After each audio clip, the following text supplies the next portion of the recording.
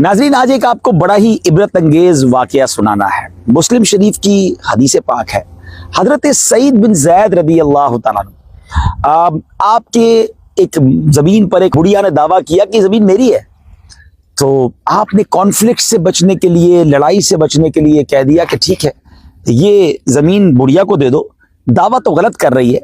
मैंने एक हदीस पाक सुनी है नबी पाक अलैहिस्सलाम से कि जिस शख्स ने एक बालिश्त ज़मीन भी नाहक ली, क़यामत के दिन उसके गले में 7 ज़मीनों का तौक डाला जाएगा। और फिर आपने जब वो घर पे कब्जा कर लिया बुढ़िया ने, तो आपने उसको एक बद्दुआ दी, और वो ये थी कि या अल्लाह, अगर ये झूठी है तो इसको अंधा कर दे और इसी घर में इसकी कब्र बना दे।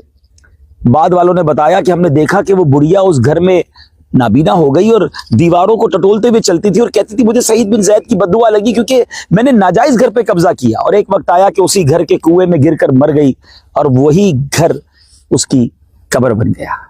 ऐ नाज़रीन, प्यारे इस्लामी भाइयों, किसी का हक ना दबाएं, किसी के घर, किसी के मकान, किसी की जमीन पर कब्जा ना करें, किसी का माल ना दबाएं।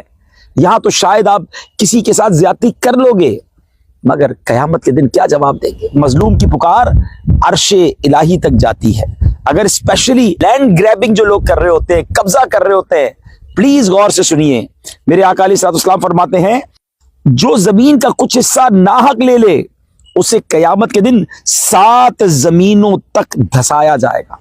एक और हदीस पाक है कि जो शख्स जुल्मन बालिश्त पर, जी हां, एक बालिश्त पर जमीन ले ले तो अल्लाह पाक उसे उस बात का पामद करेगा कि वो उस जमीन को 7 जमीनों की तह तक खोदे, फिर कयामत के दिन उसका तौक पहनाएगा, हत्ता कि लोगों के दरमियान फैसला कर दिया जाएगा। अब गौर कर लीजिए, यहां ज्यादती करनी है तो वहां क्या जवाब देंगे? क्या करना है जमीन का, क्या करना है इस पैसे का, क्या करना है इन चीजों का जो लोगों से छीन कर और उनके माल पर कब्जा करके करना है? अल्लाह ने आपके नसीब में जो लिखा है वो मिलकर रहेगा, ये सब यही रह जाएगा, छोड़कर चले जाएंगे। ज्यादती ना कीजिए, जुल्म ना कीजिए। अगर ज्यादती की है तो लौटाइए जिसका माल है, जिसकी जमीन है, जिसका हक है, और माफी भी मांग लीजिए, वरना वहां जवाब देना मुश्किल है।